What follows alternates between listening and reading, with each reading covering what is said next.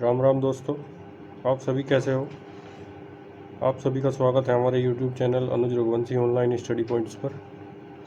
दोस्तों, अगर आपने हमारा चैनल अभी तक सब्सक्राइब नहीं किया है तो सब्सक्राइब कर लें और घंटे वाले बटन को दबाना ना भूलें ताकि आने वाली वीडियो की नोटिफिकेशन आपको सबसे पहले मिलती रहे। दोस्तों, कल हमने डिस्कस किया था कि वोल्टेज क्या है।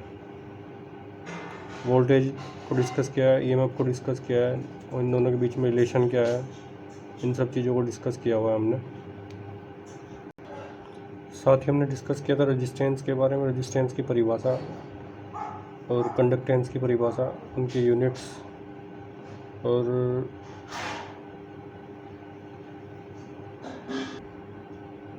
स्पेसिफिक रेजिस्टेंस, स्पेसिफिक कंडक्टेंस और रूल ऑफ रेजिस्टेंस, इन सब को हमने पिछले लेक्चर में डिस्कस किया था। आज हम डिस्कस करने जा रहे हैं ओम्स लॉ। चलिए शुरू करते हैं ओम्स लॉ को।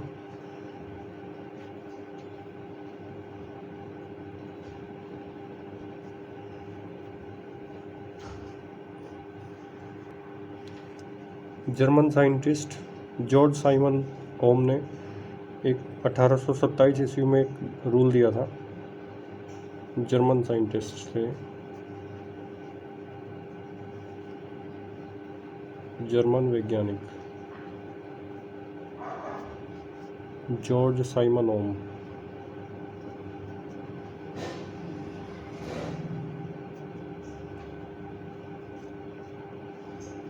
जिनके नाम पर ये नियम का नाम पड़ा है। इन्होंने 1827 ईस्वी में एक नियम दिया था जिसको बोला गया Ohm's law. George Simon Ohms ने बताया था कि यदि किसी चालक पदार्थ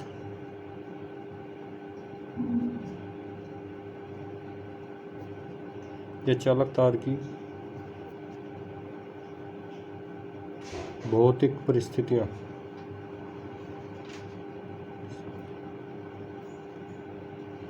अपरिवर्तित रहे,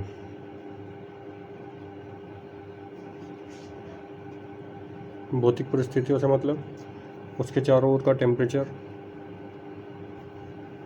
एटमॉस्फेरिक प्रेशर, ये सब अगर उसका कांस्टेंट रहे, ना बदले, अर्थात भौतिक परिस्थितियाँ अपरिवर्तित रहें, तो चालक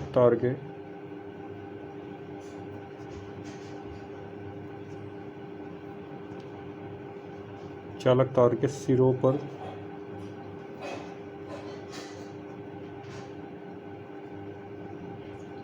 विभवांतर तथा चालक तार के सिरों पर विभवांतर तथा चालक तार में बहने वाली धारा का अनुपात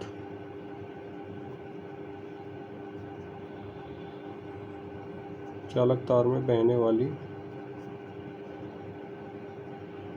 धारा का अनुपात एक नियतांक होता है।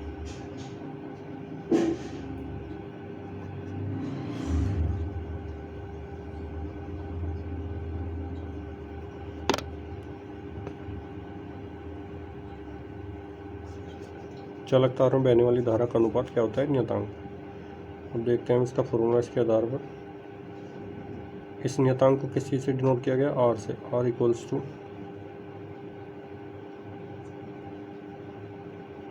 V upon I। V और I का अनुपात क्या है? V और I का रेशो क्या है? एक नियतांक R, जिसको R बोला गया। R क्या है? Resistance of the conductor.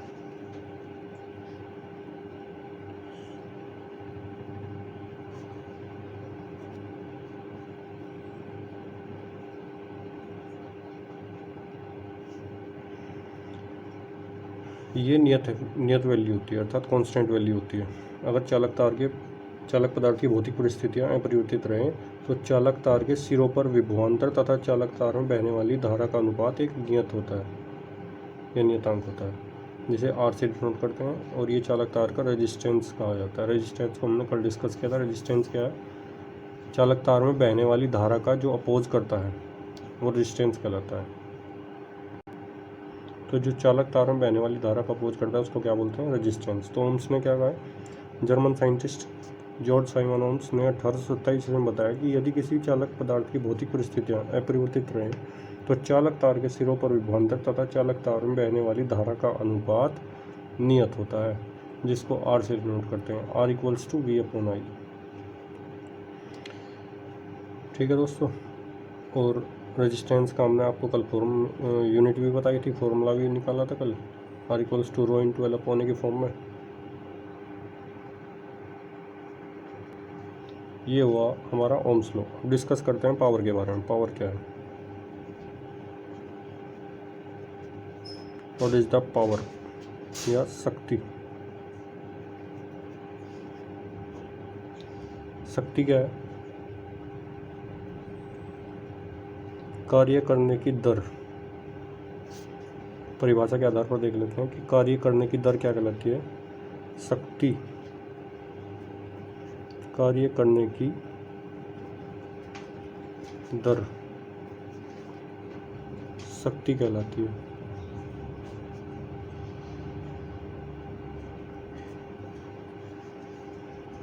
शक्ति कहलाती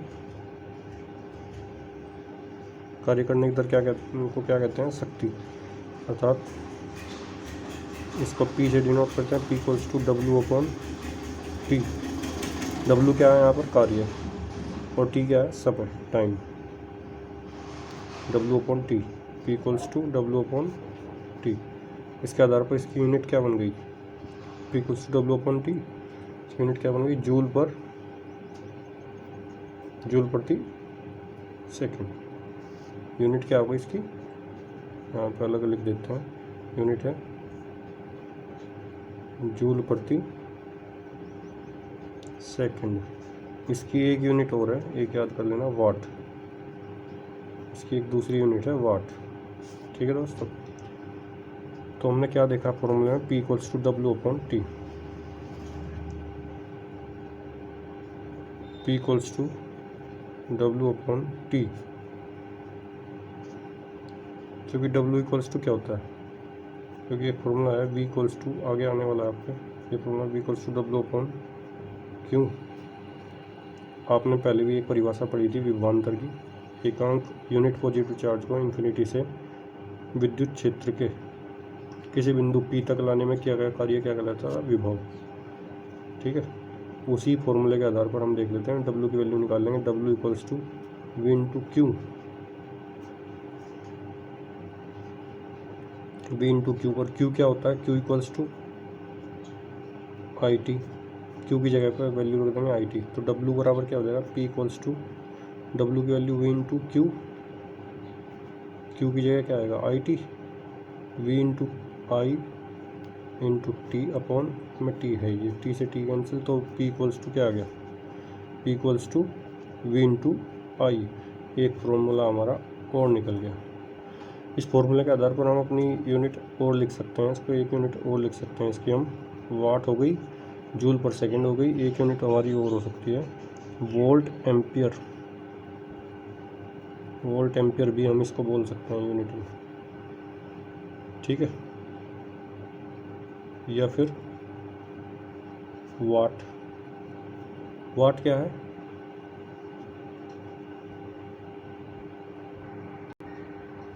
वाट क्या होता है?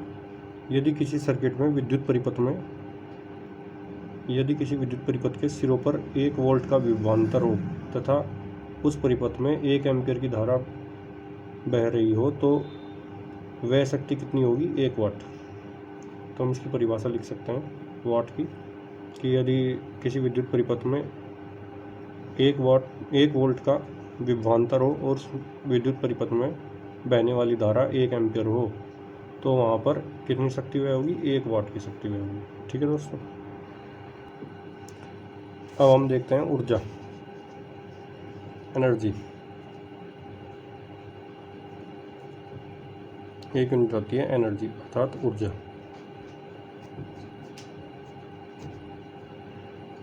ये इलेक्ट्रिकल इंजीनियरिंग में यूज होने वाली बेसिक टर्म्स हैं कुछ, जो हमने अभी तक आपको पढ़ाई है। जैसे करंट हुई, वोल्टेज हुई, विभवांतर हुआ, विभवांतर एंड ईएमएफ हुआ, रेजिस्टेंस हुआ, चालकता हुई, कंडक्टेंस, स्पेसिफिक रेजिस्टेंस हुआ, फिर वाट हुआ, एनर्जी हुई और आपकी पावर हुई। तो एनर्जी क्या है? कार्य करने की क्षमता। इसकी क्या परिभाषा होगी? कार्य करने की क्षमता को क्या कहते हैं? कार्य करने की क्षमता क्या कहलाती है? कार्य करने की क्षमता ऊर्जा या एनर्जी कहलाती है।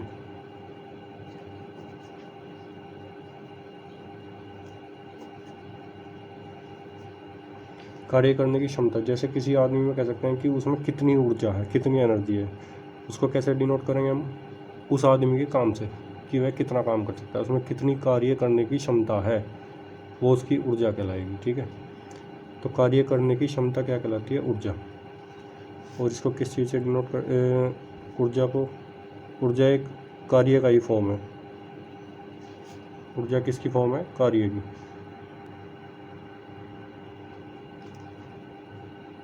ऊर्जा कितने प्रकार की होती है? 2 प्रकार की होती है, जैसे हम भौतिकी में पढ़ते हैं ऊर्जा को, kinetic energy and static energy. तो यहाँ हम एक फॉर्मूला देखते हैं, V इक्वल्स टू, क्या पढ़ा था हमने? V equals to W upon Q। V equals to W upon Q। तो W क्या हो जाएगा? W equals to V into Q। Q equals to क्या पढ़ा था हमने? Q equals to IT, V dot I dot T, V into I into T। तो W क्या हो गया? W equals to V into I into T, VIT। ठीक है, ये हो गया हमारा एक फॉर्मूला एनर्जी का। एनर्जी क्या है? कार्य की फॉर्म है एनर्जी। ठीक है दोस्तों, W equals to V into I into T। तो इसकी निकाल लेते हैं यूनिट। एनर्जी की यूनिट क्या होगी? एनर्जी की एक तो यूनिट होती है जूल। जो यूनिट कार्य की होगी वही यूनिट जूल, वही यूनिट एनर्जी की होगी, क्योंकि ऊर्जा एक एनर्जी का ही फॉर्म है, एनर्जी की ही फॉर्म है। एनर्जी को ना तो नष्ट किया जा सकता है, ना उत्पन्न किया जा सकता है। एनर्जी को सिर्फ कन्वर्ट किया जा सकता है एक फॉर्म से दूसरी फॉर्म में। तो यहाँ पर कार्य की दूसरी फॉर्म यहाँ पर आ गई। कार्य को ऊर्जा भी कह सकते हैं, तो इसीलिए जो कार्य की यूनिट होगी वही हमारी ऊर्जा की यूनिट होगी। तो ऊर्जा की यूनिट क्या होगी? जूल। या फिर दूसरी यूनिट क्या हो सकती है इस फॉर्मूले के आधार पर? वोल्ट एम्पियर सेकंड, अर्थात इसको बड़ी यूनिट में बदल लेंगे, किलोवाट आवर। किलोवाट आवर जो इसकी एक बहुत प्रचलित यूनिट है, जिसमें हम अपनी घर की रीडिंग्स निकालते हैं, वो किलोवाट आवर इसी में निकालते हैं, किलोवाट आवर में। वो हम अपने ये घर की एनर्जी कंजम्पशन देखते हैं कि कितनी एनर्जी कंज्यूम हो रही है, अर्थात उसको किस में मेजर करते हैं हम? किलोवाट आवर में, ना कि जूल में। वहाँ पे ये हमारी स्टैंडर्ड यूनिट है, ट्रेडिशनल यूनिट है, किलोवाट आवर। Kilowatt hour. ठीक है दोस्तों, हम देखते हैं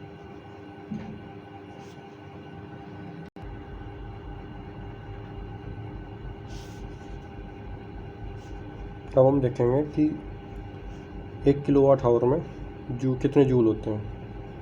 1 किलोवाट आवर्स इक्वल्स टू कितने जूल होंगे इसमें?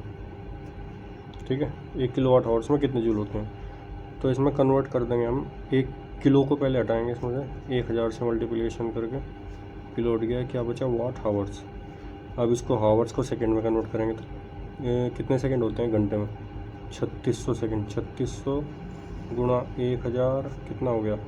Watt second. कितना हो गया? 3600 गुणा 1000 वाट सेकंड। तो अब इसको क्या लिखेंगे? 3.6 इंटू 10⁻6 वाट सेकंड। ये वाट सेकंड को दूसरी एक यूनिट क्या है? जूल। पहले भी मैंने आपको बताया था कि वाट सेकंड या दूसरी यूनिट क्या है, जूल। या तो वाट सेकंड लिख सकते हैं या जूल लिख सकते हैं। तो 1 किलोवाट आवर्स में कितने हुए, 3.6 इंटू 10⁶ जूल। ये बहुत ही ज़्यादा इम्पोर्टेंट पॉइंट है। इस पॉइंट को आप डायरेक्टली भी याद रख सकते हैं, क्योंकि पॉइंट डायरेक्टली भी पूछ लिया जाता है कि 1 किलोवाट आवर्स में कितने जूल होते हैं। कितने जूल होते हैं, 3.6 इंटू 10⁶ जूल। अब देखते हैं कि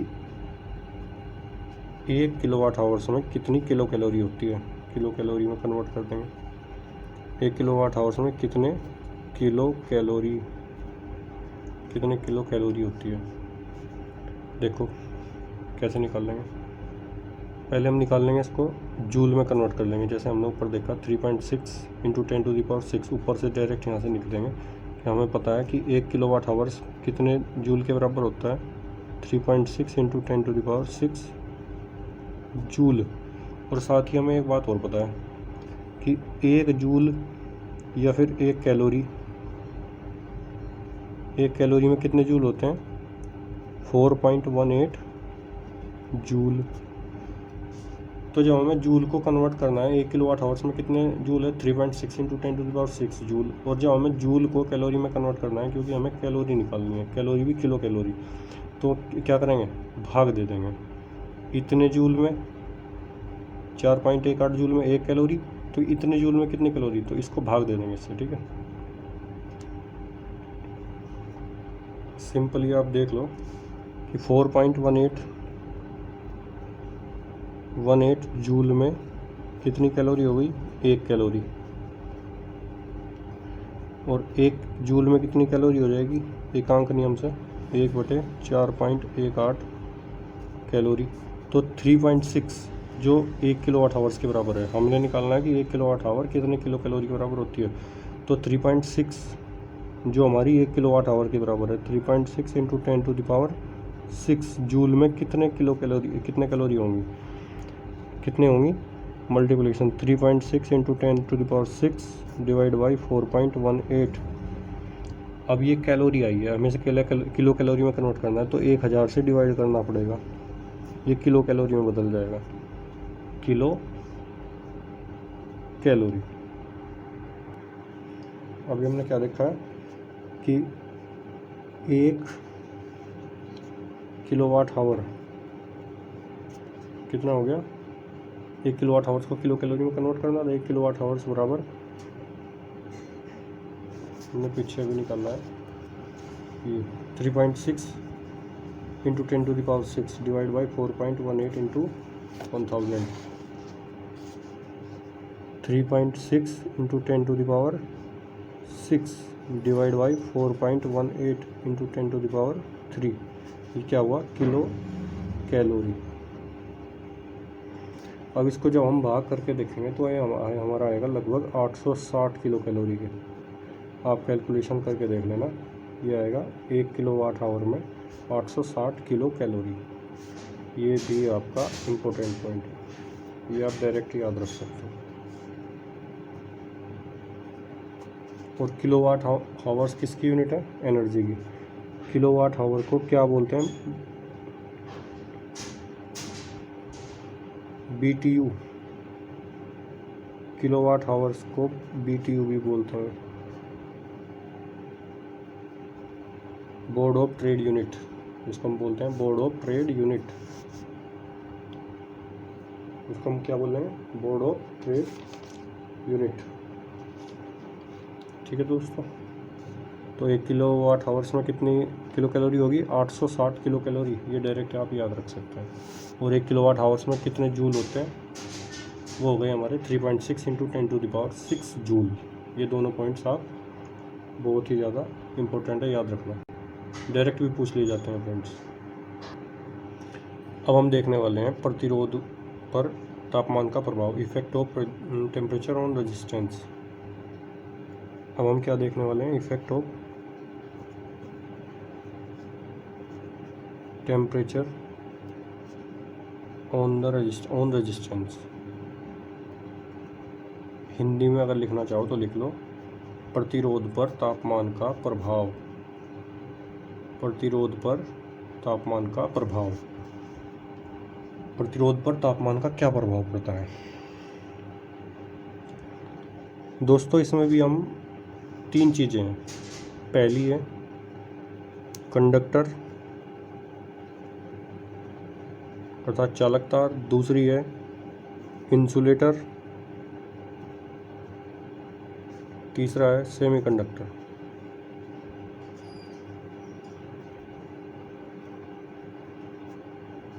तो यहाँ हम तीनों पर देखेंगे कि टेम्परेचर का क्या इफेक्ट पड़ता है। कंडक्टर के रेजिस्टेंस पर क्या इफेक्ट पड़ता है, इंसुलेटर के रेजिस्टेंस पर क्या इफेक्ट पड़ता है, सेमीकंडक्टर के रेजिस्टेंस पर क्या इफेक्ट पड़ता है। ठीक है दोस्तों, चलिए पहले देखते हैं कंडक्टर पर क्या इफेक्ट पड़ेगा। दोस्तों हमें पता है कि कंडक्टर में जो करंट फ्लो होती है वो किसके कारण होती है? फ्री इलेक्ट्रॉन्स के कारण। जो हमारी करंट फ्लो होती है वो फ्री इलेक्ट्रॉन्स के कारण होती है। करंट क्या है? Flow of charge is called current. और चार्ज क्या है? Electrons, free electrons. इलेक्ट्रॉन्स को क्या बोला है? चार्ज। तो फ्री इलेक्ट्रॉन्स के फ्लो के कारण ही करंट फ्लो होगी। तो यदि हमारा ये कोई कंडक्टर है, मान लीजिए सपोज कीजिए कंडक्टर है, तो कंडक्टर में हमारे चार्ज मूव कर रहे हैं इस साइड से इस साइड, ये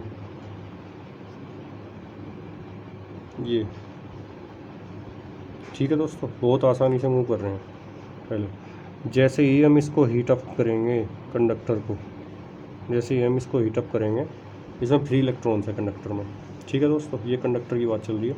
जैसे ही हम इसको हीट अप करेंगे, टेम्परेचर देंगे, तो इसमें क्या होगा?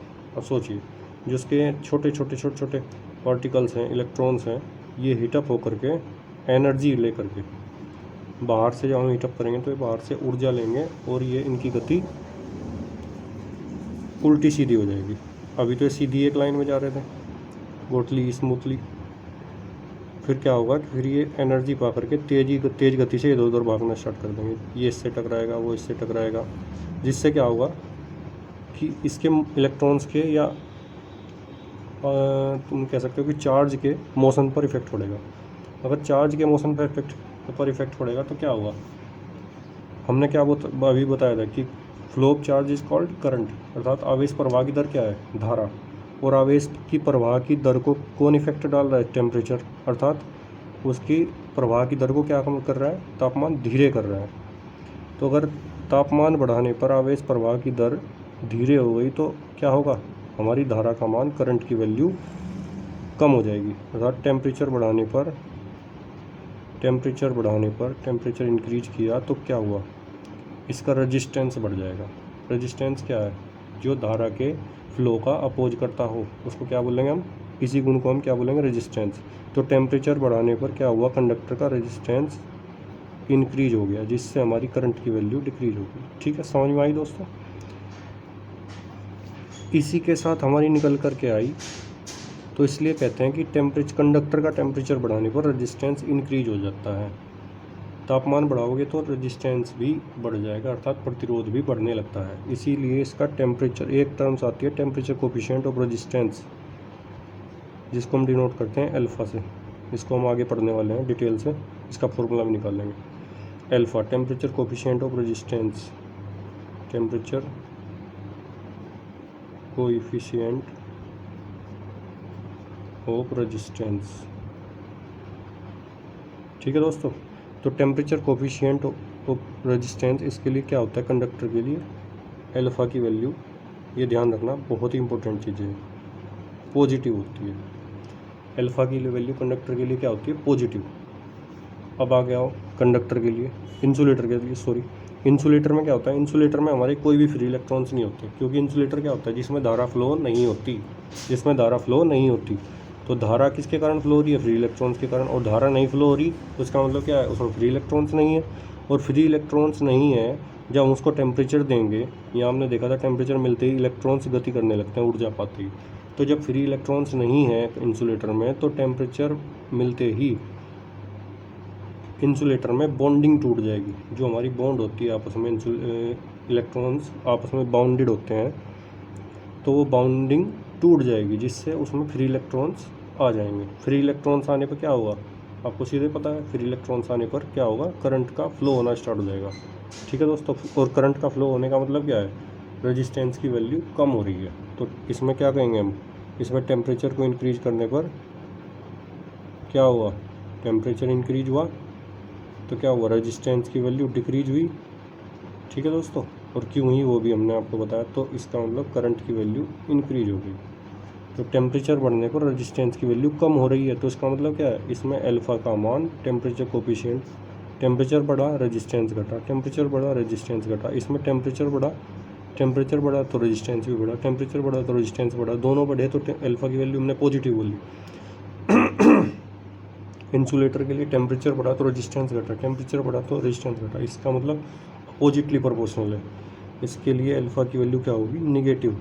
ये बहुत इंपॉर्टेंट है, ये आपको डायरेक्टली याद रखनी होगी ये चीज़ें। ये जो मैंने राम कथा कही है ये तो याद रखना है ना रखना, पर ये टर्म्स ज़रूर याद रख लेना। कंडक्टर के लिए अल्फा का मान पॉजिटिव, इंसुलेटर के लिए अल्फा का मान निगेटिव। और अब सेमीकंडक्टर के लिए देखो, सेमीकंडक्टर के लिए अल्फा का मान किस चीज़ पर डिपेंड करता है, अगर डीपली जाएं तो देखते हैं तो डिपेंड करता है डोपिंग के ऊपर। वो थोड़ा अलग टॉपिक है, वो भी बता दूंगा कभी, लेकिन अब देख लेना। इसका मान हम बेसिकली लेते हैं अल्फ़ा का मान निगेटिव, टेम्परेचर कोफिशिएंट का मान इसके लिए निगेटिव लेते हैं। वैसे तो डोपिंग पर डिपेंड करता है, डोपिंग अगर हाई कर दो तो टेम्परेचर कोफिशिएंट अलग हो जाता है। अगर हाई हो जाएगा डोपिंग हाई हो जाएगी तो इसका मतलब उसमें इलेक्ट्रॉन्स हाई हो जाएंगे, ज़्यादा हो जाएंगे, तो उसमें टेम्परेचर बढ़ाओगे तो वही इलेक्ट्रॉन्स जिसमें ज़्यादा होते हैं, टेम्परेचर बढ़ाने पर रेजिस्टेंस इंक्रीज हो जाएगा, क्योंकि रैंडमली इधर उधर गति करने लगते हैं।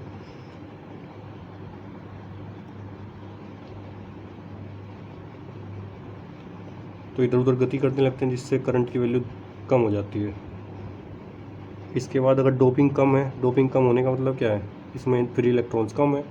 फ्री इलेक्ट्रॉन्स कम होने का मतलब क्या है, जैसे इंसुलेटर में था, एज इंसुलेटर वर्क करता है तो उसका टेम्परेचर बढ़ाने पर उसमें फ्री इलेक्ट्रॉन्स बढ़ने लगते हैं। फ्री इलेक्ट्रॉन्स बढ़ेंगे तो क्या होगा, करंट की वैल्यू बढ़ेगी। करंट की वैल्यू बढ़ने का मतलब क्या है, रेजिस्टेंस कम हो रहा है, तो इसका मतलब टेम्परेचर बढ़ाने पर रेजिस्टेंस कम हो रहा है, इसका मतलब अल्फा की वैल्यू निगेटिव हो। लेकिन बेसिकली इसमें हम मोस्टली प्रीफर करते हैं अल्फा की वैल्यू निगेटिव। वो तो एक अलग पॉइंट है, पॉजिटिव निगेटिव वो डोपिंग पर डिपेंड करता है, लेकिन हम लेते हैं इसमें निगेटिव ही, इसमें निगेटिव ही याद रखना, अल्फा की वैल्यू निगेटिव होते हैं।